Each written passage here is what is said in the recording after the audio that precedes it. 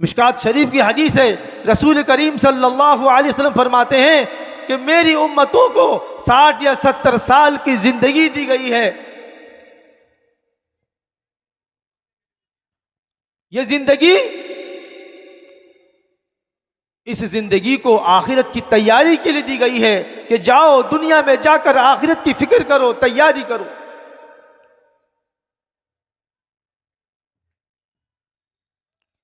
इंसान जब छोटा होता है, बच्चा जब छोटा होता है तो उसकी कानों पर आजान दी जाती है, इसलिए कि वो अजान की आवाज सुन ले और बड़ा होकर नमाजी बन जाए। एक ये अजान है, इसको नमाज की दावत दी जा रही है, दीन की दावत दी जा रही है कि बड़ा होने के बाद ये जो है नमाजी बन जाए। एक नमाज होती है, एक और नमाज है जो सिर्फ नमाज पढ़ी जाती है, उसके लिए अजान नहीं दी जाती, वो है जनाजे की नमाज। इसलिए कि इसका आखिरी वक्त है, अब इसको सलात पढ़कर इसको विदा कर दिया जाए।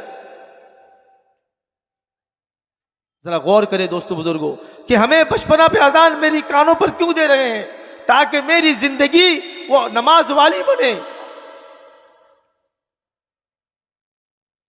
लेकिन मेरे अजीज दोस्तों, हम और आप नमाजों को पीछे रखकर और बाकी तमाम चीजों को हम आगे बढ़ा रहे हैं।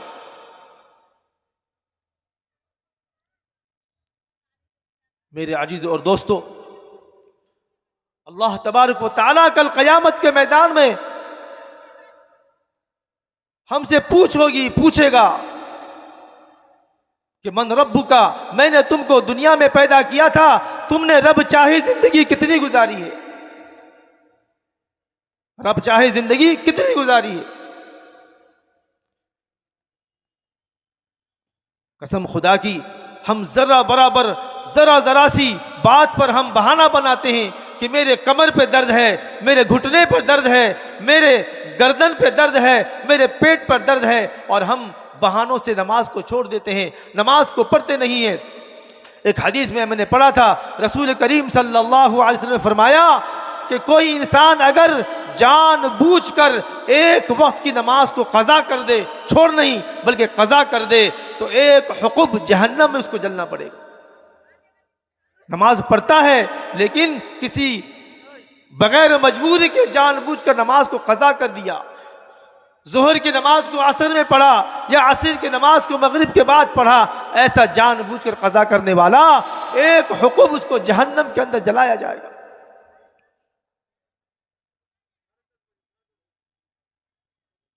मेरे अजीज दोस्तों, सहाबा किराम रजी अल्लाह ताला अन्हुम अजमईन ने पूछा, या रसूल अल्लाह, या हबीब अल्लाह, ये एक हुक्म की मिक़दार कितनी है? रसूल करीम सल्लल्लाहु अलैहि वसल्लम फरमाया कि एक हुक्म की मिक़दार 80 लाख कई हजार महीनों की, 80 लाख साल उसको जहन्नम में जलना पड़ेगा। तो बताओ, जो हम नमाज नहीं पढ़ते हमारा क्या हाल होगा?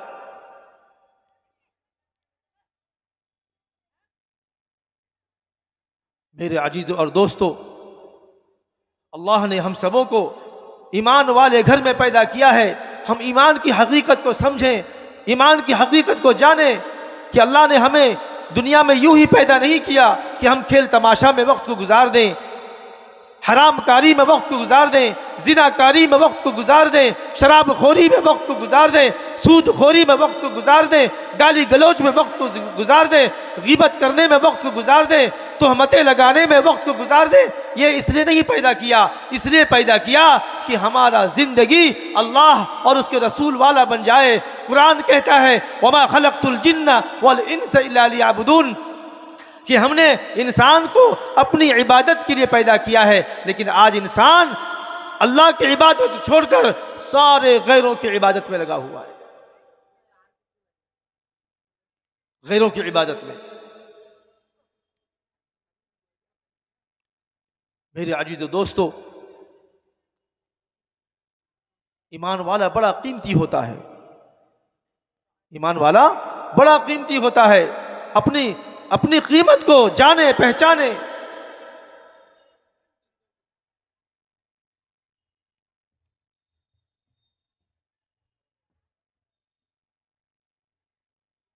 सिर्फ जलसा सुन लेना, बयान सुन लेना, दीन की बातें सुन लेना काफी नहीं है। दुनिया दारुल फना है, ये फना हो जाएगी, खत्म हो जाएगी, कुछ भी बाकी नहीं रहेगा। क़यामत की निशानी हमारे सामने है।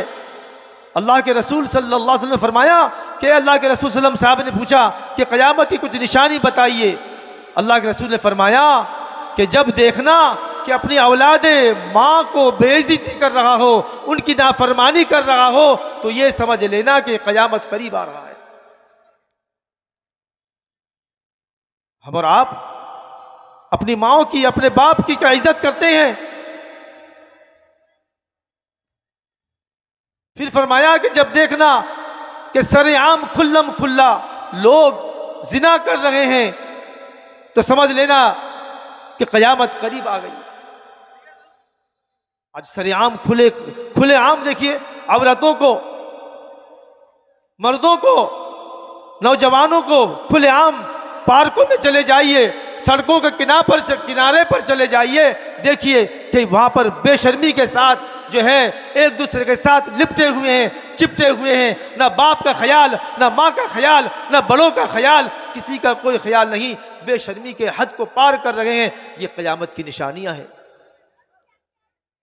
झूठ आम हो जाएगी, शराब आम हो जाएगा, सूद आम हो जाएगा।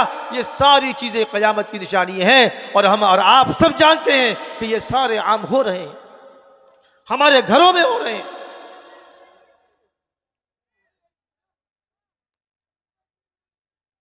इसलिए मेरे अजीज और दोस्तों, अपनी हकीकत को जानो कि अल्लाह ने मेरा मकाम क्या रखा है, मेरी फजीलत क्या रखी है, कि अगर मैं ईमान के साथ कलमा पढ़ता रहा तो मेरी वजह से अल्लाह ताला दुनिया को कायम रख रहा है। और जिस दिन इस दुनिया में कलमा पढ़ने वाला नहीं होगा, अल्लाह कहेगा मुझे इस दुनिया की कोई ज़रूरत नहीं है। क्या ज़रूरत है कि मेरा नाम ना लेने वाला हो और मैं दुनिया में उसको खिलाऊं पिलाऊं, मैं उसको सारे ऐश आराम की चीज़ें दूं? ऐसा नहीं है। अल्लाह ताला दुनिया को जो है फना कर देगा, दुनिया फना हो जाएगी। इसलिए मेरे अजीज और दोस्तों,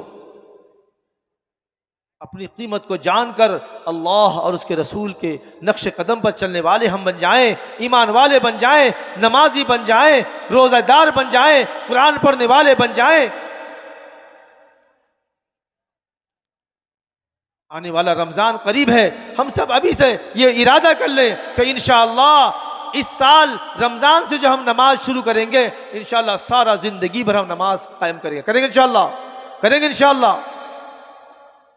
मैं अपने क्लब के दोस्तों से भी दरख्वास्त करूंगा कि भाई आप हजरात ये बहुत अच्छा प्रोग्राम करते हैं, बहुत अच्छा प्रोग्राम करते हैं, लेकिन आपके जो ख़ास लोग हैं, मैं उन लोगों से दरख्वास्त करूंगा कि जिस तरीके से आप ये अच्छे प्रोग्राम कर रहे हैं, दीनी मजालिस कर रहे हैं, अगर आप लोग भी खुद नमाज़ों के साथ जुड़ जाएं और मस्जिद के साथ जुड़ जाएं तो कसम खुदा की आप लोगों के चेहरे के अंदर रौनक पैदा हो जाएगा, आपके क्लब का नाम रोशन हो जाएगा। मैं क्लब के साथियों से भी यही दरख्वास्त करूंगा कि दूसरे को मत देखो कि कौन क्या कर रहा है। लोग कहते हैं अरे वो लोग तो गाना बजा रहे हैं, खेल कूद करवा रहे हैं, तमाशा बीन कर रहे हैं। अरे करने दो, उनके अमाल उनके पास है। कल क़यामत के मैदान में उनकी पूछ उनसे होगी कि तुम्हें दुनिया में भेजा था, तुमने क्या किया है। दोस्तों बुजुर्गों, लेकिन अगर मैं खुद अच्छा अमाल करके गया तो मेरा अमाल मेरे पास होगा, मेरे सवाल का जवाब मुझे देना होगा। कल क़यामत के मैदान में मुझे शर्मिंदगी होना नहीं पड़ेगा। इसलिए मैं क्लब के साथियों के साथ साथ तमाम सामिईन से भी यही दरख्वास्त करूंगा कि हम सब आज से इरादा करें कि इंशाअल्लाह जो बेनमाजी है नमाजों की पाबंदी करेंगे, इंशाअल्लाह। अल्लाह तबारक व तआला हमें कहने सुनने से ज़्यादा उस पर अमल करने की तौफीक अता फरमाए। व आखिरु दावाना अनिल हम्दुलिल्लाहि रब्बिल आलमीन।